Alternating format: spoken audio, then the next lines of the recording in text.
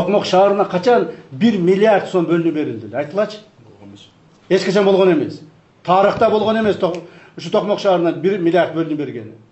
Былтыр урматтуу президентибиз өзү башында туруп бөлүп бергиле Токмокко деп туруп бөлүп бергенбиз. 1 миллиард сом акча бөлүп бергенбиз. Ошол акчадан эч кандай натыйжа чыкпаптыр. Так, ГКМБ ошол 1 миллиард сом акчаны каяка бөлүнгөн, кайсы объектилерге бөлүнгөн, ал объектилерге иштеген иши, натыйжалуулугу, пайдасы, зыянын толук изилдеп чыккыла. Уктуңузбу? Толук изилдеп чыккыла. Ушул нерсени мен урматтуу жетекчилер баарыңарга айтып коеюн. Мына район акимдери отурасыңар.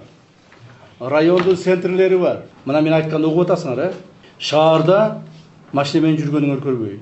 Жөө жүргүлөгүн.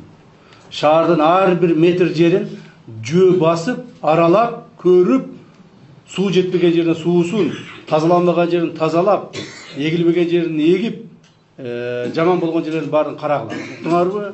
Суусунан баштап инфраструктурасын бардыгына. Силерден талапты коюп сурамайын, силерден эч ким сурабайт турбайбы? Мына губернатордун акыбалы бул. Сиздин акыбалыңыз бул. Токмок шаарын ушундай кылып атасынан сиз районго барып сурамак белеңиз. Районго барып сурап, кайсы районну жыргап атканын көрмөк белеңиз. Бүт кыдырап. Кыдырганыңыз кана? Эмне үчүн көрбөдүңүз да Токмок шаарын? Эмне үчүн көрбөдүңүз Токмок шаарын? Кыдырсаңыз, сөзсүз түрдө президентибиз тапшырманы берип, мен келип, могул жерде чогулушту өткөзүп, силер менен ызычуу болушубуз керек беле. Ушунун баарын сиз жасашыңыз керек, сиздин түздөн түз милдетиңиз. Уялбайсыңарбы, иштебейсиңерби? Иштебесеңер кеткиле да. Урматтуу президенттин өкүлү, Чүй облусу боюнча акимдер, шаардын мэрлери, силердин ар бириңерге 3 күндүк убакыт. 3 күндө ойлоңгула. Иштегиңер келбегениң кет арыз жазып. Иштегиң келбегениң, иштей албагандыгың, же болбосо ушул ишке көзүң жетпегениң арыз жазып кеткиле. Уктуңарбы? 3 күнүн ичинде.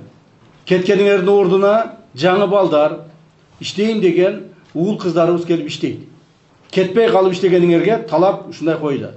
Ошондой эле жыйындын жүрүшүндө курулуш, архитектура жана турак жай коммуналдык чарба министрине Чүй облусундагы ар бир объекттин курулушун көзөмөлгө алуу жана сапаттуу кылып бүтүрүү, ал эми транспорт жана коммуникациялар министрине 2026-жылга чейин Чүй облусундагы негизги жолдорду оңдоо тапшырмасы берилди. Белгилей кетсек, аткарылган иштердин баары атайын кызматтын башчысы Камчыбек Ташиевдин көзөмөлүндө болот. Жана мындай жумушуна кайдыгер жасаган ар бир жетекчилердин ким экендигине карабай аяусуз чара көрүлөрүн эскертти.